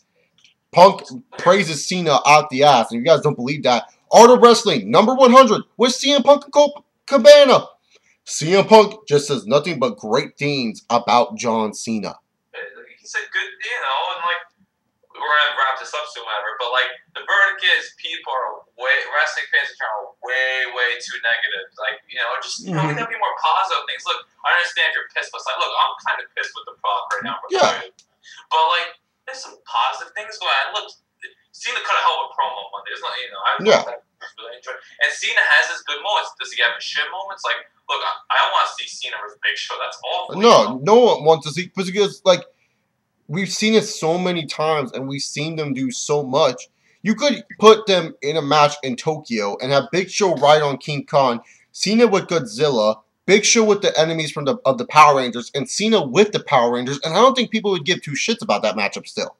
And fuck, Godzilla and King Kong are in there. It's like no one really cares about the certain matchup. We're not bashing the product. There's a lot of good things still in the WWE product. It's just that people look at this and wrestling fans are so negative nowadays to the extent where it's just like, why do you want to watch the product? I mean, yeah, it's good to criticize certain things about the product, but when it comes to the point where you're just like bitching every 10 minutes about everything, because I don't like, I joke around on Twitter like, oh, Punk's a heel? ? Like, I like being sarcastic half the time, but it's like, it's just like some stuff is just pretty funny to kind of point out. Like, I enjoy Ziggler, Brian's enjoyable, Orton's enjoyable. I have no problem with certain feuds. Like, some of these feuds, though, you kind of just think to yourself, what's after that? That's what you need to know. It's just like, sometimes it's just like a head scratcher of certain people feuding. Yeah, exactly. I just think people just have to wait. I think Night of Champions could deliver a good show, whatever, but look, for WWE pay-per-views not followed, we're huge football fans, but like, you're going to have to bring something really good to the table to because your product compared to Sunday Night Football. When's Night of Champions? Because I want to see the Sunday Night Football game for that, because I don't know, it's the 16th, and I think it's Lions 49ers that night, and Jim Harbaugh, Schwartz. Okay, and that game was fucking good last year. Will they shake hands? That's the headline. Will they shake hands? Will they shake hands? I don't know. I think Night of Champions might, when I do my live reaction stream for Night of Champions, I'm going to have to play 49ers and Detroit just to have it in the background. Not to mention because I have Calvin Johnson on 2 of my fantasy teams. Thank the Lord I was lucky about that, but still. Yeah, we'll just see how it goes. Maybe there'll be certain matches we want to watch, and then there's certain matches, we're going to be watching Sunday football. Like, you could, it's a straight. But I think WWE will step up their game this fall compared, because, football will be back. Mm-hmm. So I think they're gonna have to step up they need to step up, because, okay, I'm already saying this right now for anyone who's listening, and I'm going to say this in my Raw review, because this is actually going to be posted after my Raw review. I am not doing a review next Monday, because the reason being is, as a football fan, there's always one game you can't miss no matter what. And that one game for me is Chargers-Raiders week fucking 1. I am not missing that shit for the rest of my life. The only way I'm tuning into Raw is if the Chargers are blowing out the Raiders. And I mean blowing out by 40. So I'm not missing that, because I love my team too much. And also, I kind of fear a little bit for my San Diego Chargers. I kind of do a little bit. Yeah, and Monday Night Football's another one. Like, I'm not going to watch the Falcons for the Broncos week 2. That's my favorite team. Yeah, exactly. But, like, because, there'll be a replay of Monday Night Raw. We can watch it over YouTube. If nobody knows, every Monday night, like, if I miss a Raw, YouTube has it right there. Like, people, if I accidentally delete Friday Night SmackDown, I'm not in a rush, because WWE uploads them. I mean, It's not like I'll watch it on Saturdays when I get bored. So yeah, definitely. And I don't know, SmackDown, like I said, SmackDown used to be awesome. Like they used to do reviews of SmackDown because the shows were like that good. And yep, now, I remember reading those. I'm excited for Antonio Cesaro though. I'm a fan of Antonio. I like this Cesaro. Yeah. Well, I'm not crazy about the whole language gimmick. That's kind of lame. Yeah, that's kind of weird. I agree. I'm not a big fan of the language gimmick. But I think we're gonna wrap this up here. This has been good. Has been good content going. Thanks for joining me, Allen. I'll post all the links to Allen's blogs in the description box. Actually, I'll be TJRsports.com. I'm doing only football, NBA, and MMA.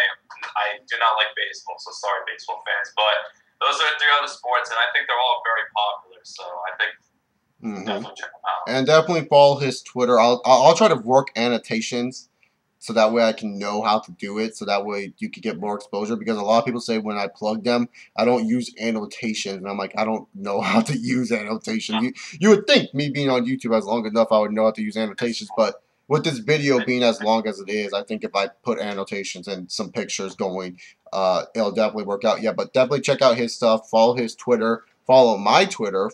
Check out CO Live videos. And thank you for coming, Allen. The next one, I don't know when it will be next month, but if you guys are interested in joining, like I said, I will.